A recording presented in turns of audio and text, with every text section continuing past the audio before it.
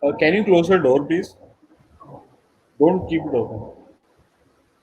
Hello, everyone, and welcome to another edition of the webinar learning series. So, today, Devyanshu is going to present on Marico, and Devanshu has taken a lot of time and a lot of effort to put Marico into place. I think he's done a very good job about it.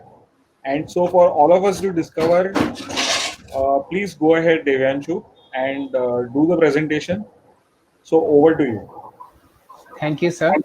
So, good evening, everyone. I'm Devyanshu, and in today's presentation, I'll be walking us through the Marico's analysis, the business prospect, the other financial ratios, and the financial performance of the company. So, in this presentation, I have tried replicating what Sir has taught me over the past 2 or 3 months, and hope this would be a fruitful session for you all. And before just we get into the presentation, a little about me. I'm a maths graduate from Madras Christian College, Chennai, and I was previously associated with Larsen and Toubro construction domain. And currently, I'll be pursuing a master's. So let's jump right into the presentation part. So let's get started. So Marico's journey, it all started in 1971 when Mariwala joined his family business, the Bombay Oil Industries. Later down in the timeline, in 1974, Hirsch envisioned a market for coconut and refined edible oils. So this is where the idea of Marico came up. Later down in 1980, idea of Harsh Mariwala replacing the oil tin cans to the plastic bottles was one of the ideas that revolutionized the industry, and it has been one of the major changes that has taken place in the industry as of now. 2nd of April 1990 was the official date when Marico was incorporated, and since then Marico has gained certain heights, and it has made its impression not only in India but also its business in overseas countries. So in 1996, Marico got listed on Indian Stock Exchange, and simultaneously down the line in 2009, Marico got listed on Dhaka Stock Exchange. And since then, Marico has acquired and made several strategic investments in this domain to make sure that it has developed over time. So some interesting factoids about Marico. The company's revenue stands at 73 billion Indian rupees. The company has a workforce of roughly 2,500 people. Two-thirds belong to the millennial generation. Parachute is one of the largest coconut oil brands, and it would be it is also that Parachute is used as a substitute for the coconut oil brand, and it has made somewhere around 11 acquisitions within a period of 13 years. Moving on to the management team, we have the board of directors. We have Harsh Mariwala, Saugata Gupta, various independent and additional directors. We have Rajan Mariwala and Harsh Mariwala, who are family members of the Mariwala family. So Harsh Mariwala was the founder of Marico, who stepped down as the CEO in 2014 and was replaced by Saugata Gupta. Harsh Mariwala, on stepping down, went on to become the chairman and non-executive director of the company. The management seems to be very effective, and the management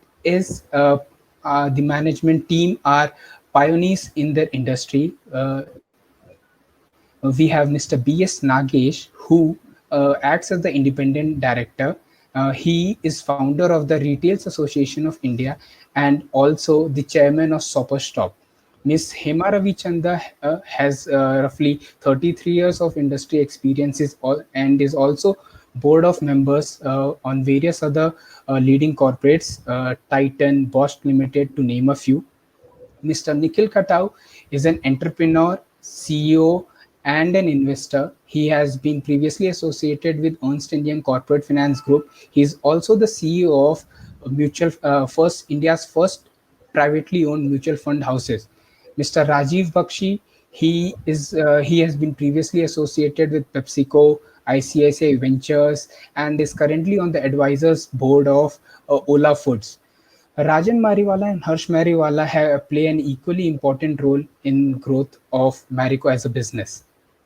Moving on to the leadership team, we have Saugata Gupta leading the entire management. He is currently the managing director and CEO. We have Mr. Joshi, who was the chief operating officer. However, he stepped down and went on to join another company in Thailand, and his part is currently being looked by Mr. Jitendra, who acts as the CEO of supply chain and IT. We have Mr. Vivek Kave, who is the Chief Financial Officer. We have Mr. Sanjay Mishra, who leads the Indian and the Bangladesh business. Moving on to the two major people of the leadership team, we have Saugata Gupta, who is currently the MD and the CEO of the company. He is an alumnus of IIT Kharagpur and IIM Bangalore. He joined Marico in 2007 as a marketing head. He went on to become the managing director in 2014, replacing Harsh Mariwala. He holds a total of 13 years of experience at Marico. Vivek Kave is the chief financial officer. He is a chartered accountant and a cost works accountant. He joined Marico in 2006. He has an industry-wide experience not only in the consumer sector but also in banking domain. Recently, it has been known that Vivek Kave would be ending his stint as a CEO at Marico, and he would be replaced by Pawan Agarwal, who again is credible as Vivek Kave. He is a chartered accountant by qualification and currently heads the finance department. Moving on to the stock experience, we can see that the stock movement of Marico is more or less has more or less replicated the Nifty 50 indices movement, and it is to be noted that the regression beta of Marico for over last 10 years is roughly 0.44. When we compare Marico to the Nifty FMCG index, it can be noted that Marico has outperformed Nifty FMCG on an annual indices movement basis. So we have the red line denoting the Marico and the down line denoting the Nifty FMCG index. Moving on to the shareholding pattern, the promoter's shareholding has fairly remained constant. However, there has been a slight decrease from about 60% in 2016 to a little less than 60% at 59.71 in June 2020. Mutual funds holding has decreased over a period of 5 years, which is roughly 1% which was roughly 1% in 2016 and has increased to over 8% in 2020 June. We have stock information over here. So BlackRock, Morgan Stanley, Life Insurance Corporation of India, Franklin Templeton among the major institutional shareholders. And given the fact these are a few of the well-known institutional investors. So moving on to the business operation, Marico's revenue clocked somewhere at 7,315 crore for financial year 1920. Edible contributed to 58% of the entire revenue. Hair oils contributed roughly 24%. Personal care contributed at about 12%. Grooming and styling a little less than 6%. So here's a snapshot of various products that are being offered by Marico: Safola, Niar oil, and we have hair nourishments and other value-added hair oils. So Marico operates in the beauty and wellness sector, which can further be divided into coconut oil, hair nourishment, healthy foods, and grooming and styling. So moving on, Marico has its presence not only in India but also in overseas. So Marico has been currently been operating in Bangladesh. It is also noted that Marico is listed on Dhaka Stock Exchange. Marico operates in countries of Southeast Asia like Vietnam. Marico has its business in South Africa, and Middle East and North African countries. It could also be added that Marico not only operates in these countries, but Marico also export its product in Indian subcontinents like Nepal, Bhutan, and Sri Lanka as well. Further, moving on to the industry analysis. So, given Marico has been one of the leading market shareholders of hair oil segment, we can see that Marico has its product spread right from economical range to super premium range, and thus Marico holds somewhere around 60% of the entire hair oil market. We have healthy food and edible oil here. So Marico faces a stiff competition from Adani Wilmar in terms of soil, however, of the food segment, it faces a stiff competition from MTR. So, irrespective of these type of competition, Saffola has emerged as a uh, winner for Marico. Moving on to the skincare and the body care part, we have product ranging from premium to super premium range. However, this has not worked for Marico as of now, but given the fact and the forecast of this particular segment, it is expected to do wonders in the coming days for Marico. We have grooming and styling. So due to presence of a large number of players in the segment, uh, we have Godrej, Raymond, Hindustan Unilever. Marico's performance has been quite damp in this segment. Moving on to moats, Marico has been building and digging its moat deeper and wider every year. And Marico is a well-known name across Indian households. Deeply penetrated, it has a deeply penetrated market with a plenty of scope to acquire more. It is also known that the brand Parachute is named as a substitute of hair oil in the Indian households. It has over 5 million distributors, and it has still been increasing its rural infrastructure over time. Moving on to the innovation part. So innovation is at the heart of Marico. With proper diversification and product development, Marico has not only maintained its market share, but has been successful in gaining market share over the years. So we have Porter's five forces framework analysis. So the first thing which we would go through is threat of substitutes.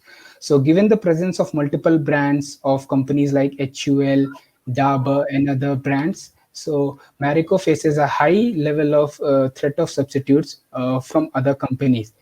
Next move on to bargaining power of suppliers. So being a big company with a market cap of roughly 42,000 crores, it this thing acts in favor of Marico. Moving on to competitive rivalry, we have given the fact that Marico has a significant amount of market share, and yet it faces a threat from a large number of domestic and international players present in the domain. Bargaining power of buyers, given the fact due to the uh, low cost of switching, the consumers have an upper hand, and thus this goes against the favor of Marico. Next, we have threat of new entrants. So this has a mild effect on Marico's portfolio. Given the huge investment, it's quite difficult for someone to get into the market within a very short interval of time. So as we can see here, the Marico is way down among the some of few of the last players. So it is to be noted that there has been a large gap that should be bridged in order to become the overall FMCG market. So it's not only the presence of the international players, we have various other players like Patanjali who are ready to gain the market share if Marico does not get holds of his present conditions. Moving on to the strategies, Marico has analyzed core strategy as the core strategy to gain its recognition in Indian business. So we have growing the core, expansion, premiumizing the play. We have innovation. Uh, we have innovation in engines of growth and commitment to sustainability. So, growing the core basically refers to aggressive conversion from unbranded to branded with increase in market penetration level. Premiumize the play refers to expansion of market share alongside make premiumizing the portfolio across all segments of Marico. Given that the increase in Indian household income, this has been one of the major focus for Marico management. So we next move on to the new engines of growth. So Marico has identified few segments which could do wonders for Marico. So the major segments among them are the hair care industry, the healthy foods, and the grooming segment. We have commitment to sustainability. Commitment to sustainability basically refers to mutual growth of environment and the organization.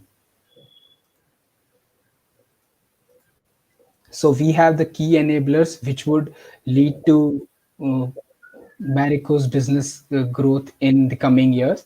Innovation is at the heart of Marico and has been the key catalyst for growth of Marico's business over the years. GTM refers to the go-to-market transformation, which basically refers to its strategy of expanding its retail network and digging its moat deeper and wider over time by making by developing its supply chain aided by technology.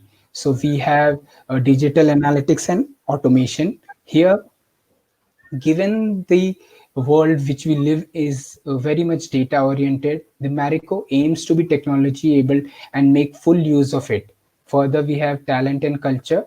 In talent and culture, Marico aims to foster and create a compelling environment for its stakeholders, which would lead to a mutual growth of the organization as well as its employees. Moving on to the merger and acquisitions part.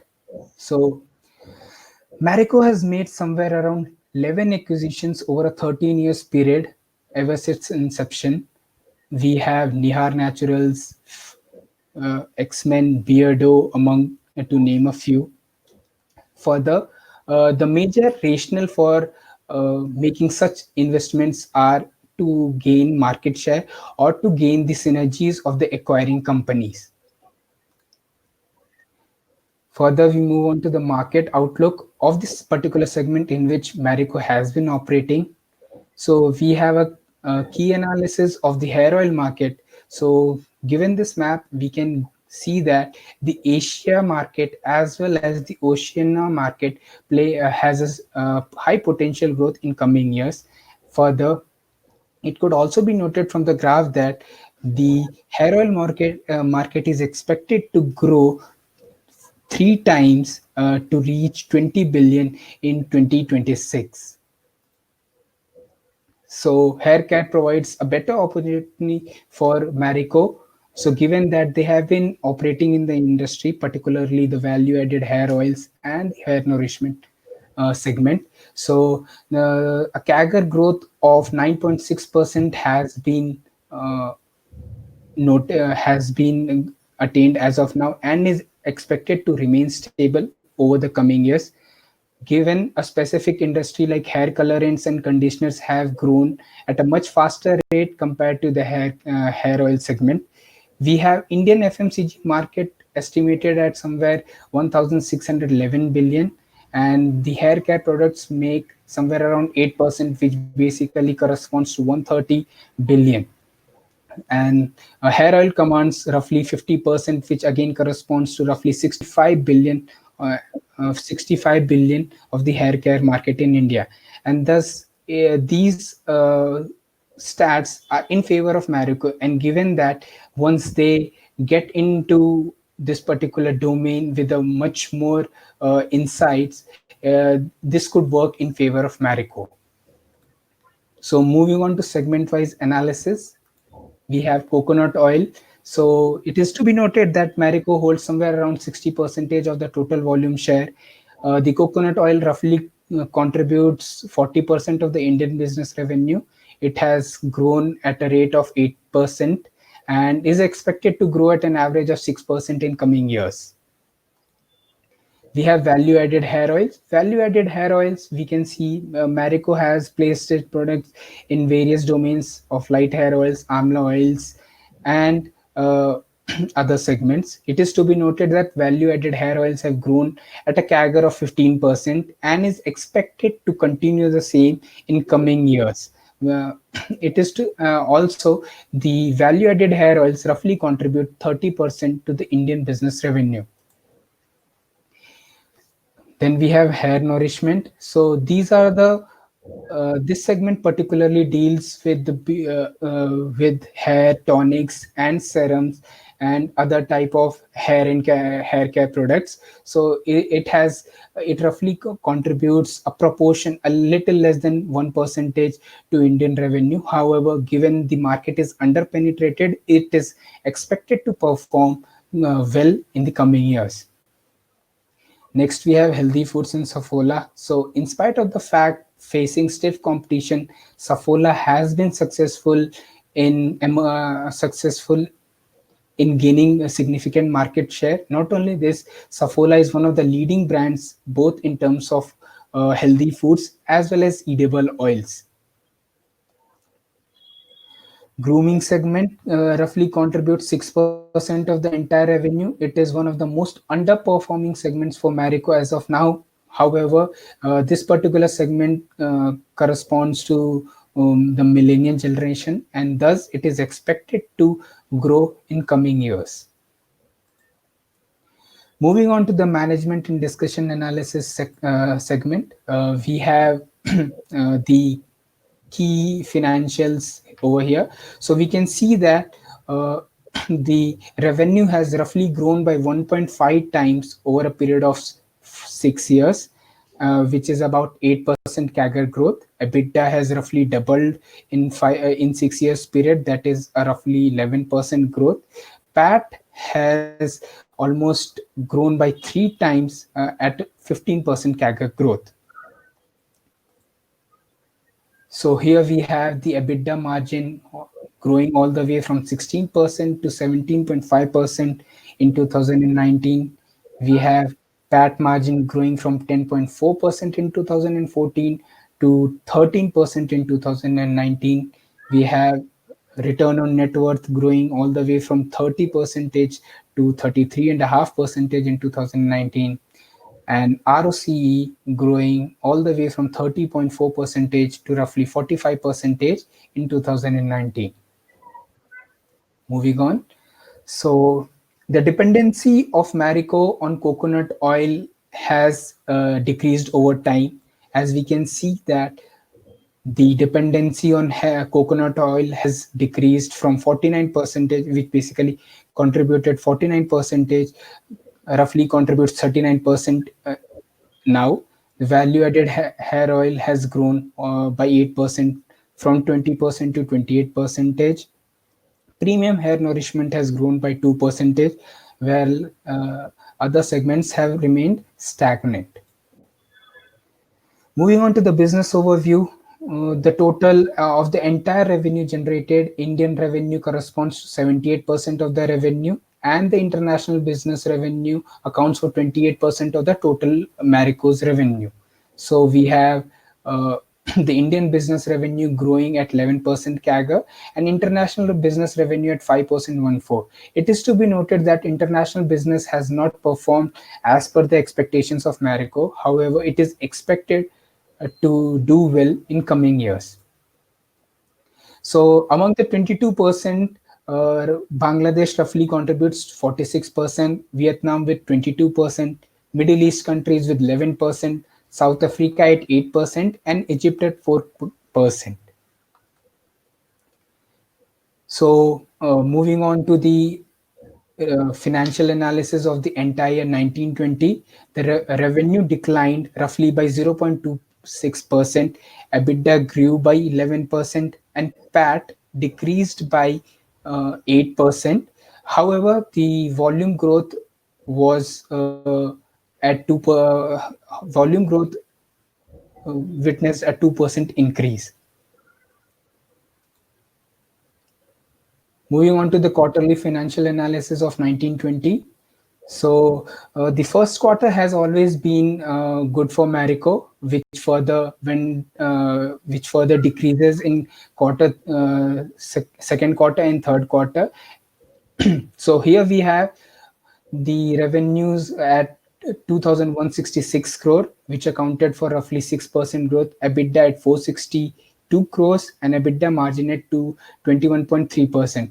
Indian volume grew by 6% and PAT grew by 26%. It is to be noted that company launched a pilot project of Saffola Perfect Nashta. It is limited, and given that the performance of the pilot project, management would further take calls whether to expand or to take decisions on how they would go ahead with this particular pilot project. Also, Marico aims at spending 10% of its revenue on advertising and promotion in coming years. Moving on to the second quarters of 1920, the Indian volume growth witnessed a 1%. PAT grew by 17%. Revenue from operations declined from 2166 crores in quarter 1 to 1829 crores in quarter 2. EBITDA was at 353 crores and EBITDA margin at 19.3 crores. Marico has been constantly working on expansion of its rural infrastructure of distributors and is expected to leverage the benefits of it in coming years. Also, it is to be noted that in 2019 August, the operations of Marico due to occurrence flood in the Maharashtra, of the major contributors for the Marico's operations. Moving on to the third quarter, revenue operations again declined to 1,824 crores, EBITDA at 373 crores, and EBITDA margin at 20.4 crores. The business witnessed an overall growth of 2%. However, the Indian volume was declined by 1%. So in the third quarter, it so happened that the Marico's business was quite dampened, and one of the major reasons was all-time decrease in the consumer confidence index. Moving on to the fourth quarter, as we all know, the pandemic happened, and the revenue from operations stood at 1,496 crore, EBITDA at 282 crores, EBITDA margin at 18.9. There was an overall volume decline of 4%, and the PAT declined by 3%. So we have rumors. So it so happened that Advertising Standard Councils of India once issued a notice to Marico stating that they had a misleading advertisement, which stated that Marico's claim or that its Saffola oil absorbs roughly 20 to 28% less oil compared to other brands. It was in the final decision, it came to a conclusion that the patent or the decision by Marico was inadequately substantiated and was only limited to food products like puri. Further, in January 2020, Marico went on to Bombay High Court asking to take on the video of vlogger Abhijit Bansali, according to which Marico made a claim that the vlogger has made derogatory remarks about their product, and until and unless the final decision comes in, the video should be taken down. Moving on to the asset-based evaluation. So here we have current ratio, quick ratio, debt and equity ratio. Given the current ratio, we has roughly changed from 2.13 to 1.90. Higher the current ratio, the better it is. Quick ratio is roughly at 1.06 and has remained constant over the 10 years period. Debt equity ratio is negligible and stands at 0.12. Total debt to market cap stands at 0.01. However, when we compare this to industry average, we have Hindustan Unilever current ratio at 1.08, Dabur at 1.35, ITC at 3.17, Procter and Gamble at 1.6. It is to be noted that Marico has a quite good current ratio and quick ratio. Further, as we go, relative based evaluation. So here we have a price to band chart, and it can be observed that currently Marico has been traded at the uppermost band, which is referred to as the cyclical high. Further, we have a price to earning band chart. Again, we observe that Marico has been trading at its cyclical high band.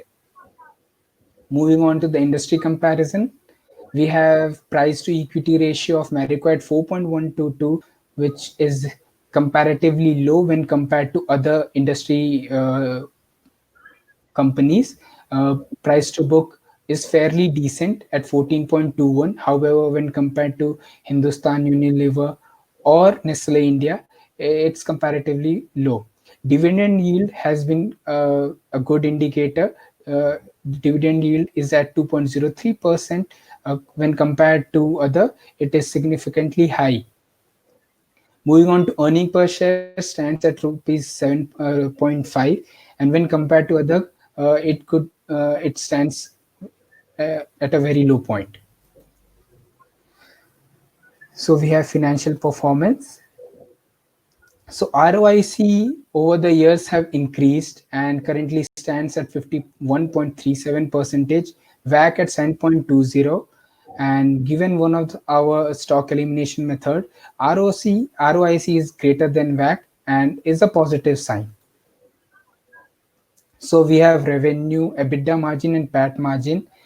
There has you can observe that there has been a constant increase in revenues. However, in financial 21, accounts for the COVID scenario, and further normalcy would be again attained to 2022 onwards.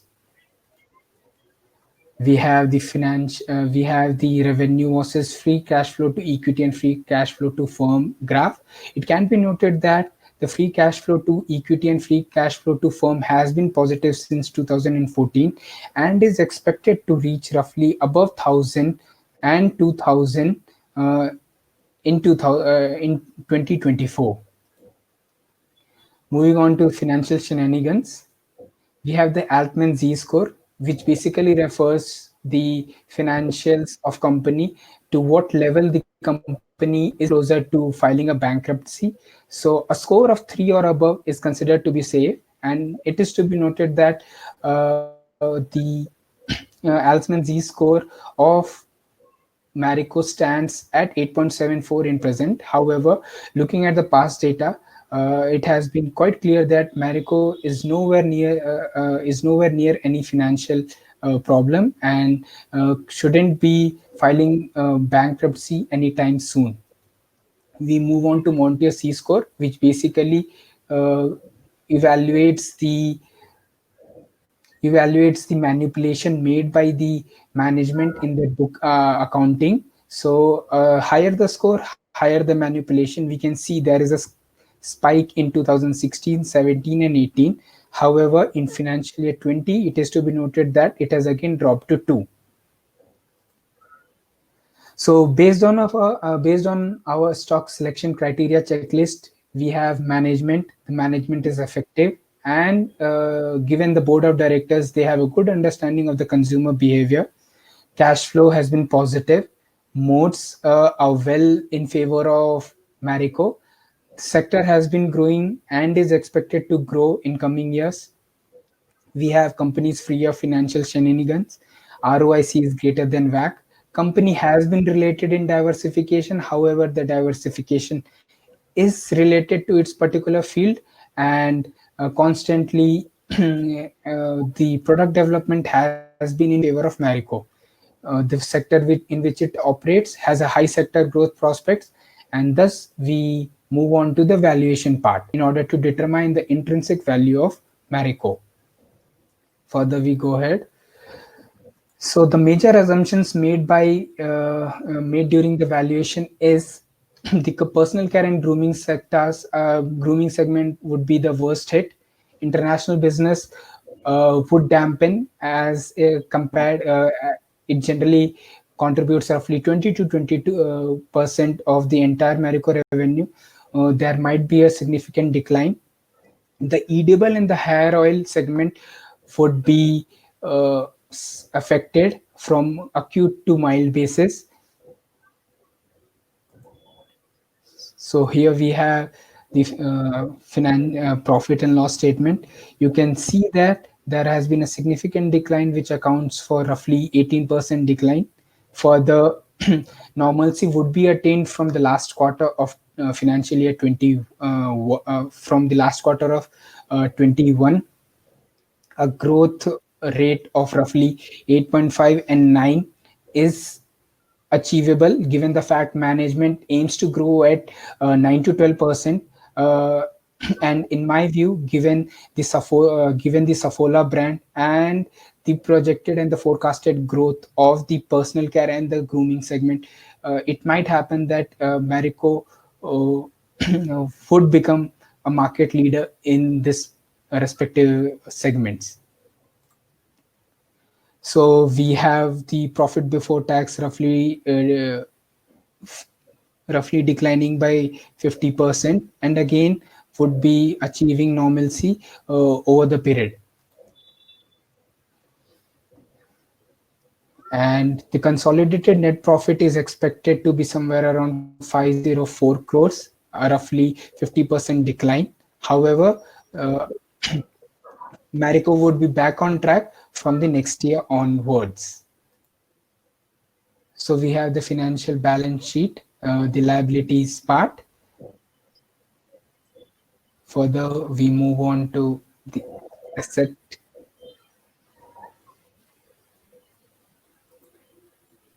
So we have the cash flow statement. Again, there would be a decline in cash flow from operations, which would be roughly 631 crores, according to the estimations, and would grow over the years given the prospects of Marico.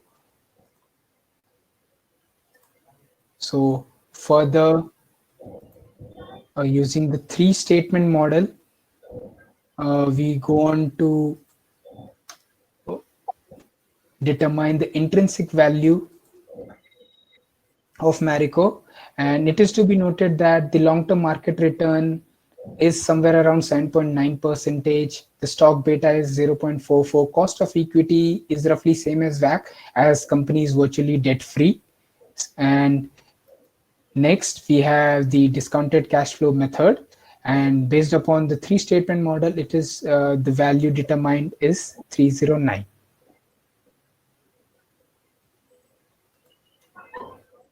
So that is all from my side.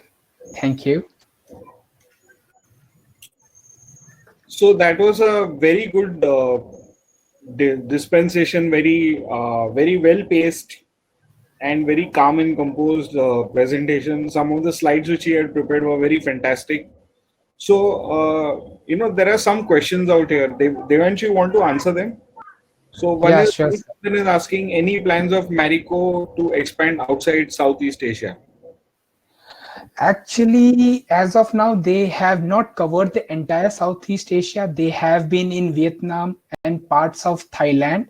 So their initial focus is on to expand more in the Southeast Asia. However, in coming 5 to 6 years, they have no such plans of expanding beyond Southeast Asia. So they want to make their presence a much more into the Southeast Asian countries. Particularly, it has a very significantly less presence in Thailand, and it is expected to grow in those countries in coming years. So if I were to add to that, I would say that literally the external business, barring for Bangladesh, has kind of not been a very steady growth path like the Indian markets. So given that the performance is yet not established, I don't think that Marico is very keen to enter new geographies unless they're given a sweetheart deal, you know. So to that extent, all these countries where they are present are bottom of the pyramid. So I think they would want these businesses to consolidate and then they would move ahead from here. Some of the other questions which are coming, as I said, Yes, sir. is that one was that how do you get the info of 60% market share? So this is what has been provided by the company. And Nachiket is asking, what does the regression data 0.44 indicate? So I missed that. Can you take it, Devanshu? Yeah, sure. So actually, that's not regression data. Actually, that is regression beta. So we have two kinds of beta. That one is the stock specific data, which we find using slope. The other is a relative beta, which we can find when we do a industry analysis. And that regression beta is basically the slope beta, which I was speaking of. Okay. So any further questions, friends? So I guess that's it. Uh, Devanshu, once again, a very, very good presentation. You did a very good job. I think your working was very, very good. You did all the working on your own. Others have presented mostly in pairs. So I believe that all the other people from our class should also come forward and make their presentations. I've been telling you on the groups. So let's get that going. And thank you for all your efforts. I will wind up this session now. Devanshu, thank you once again. Thank you, sir.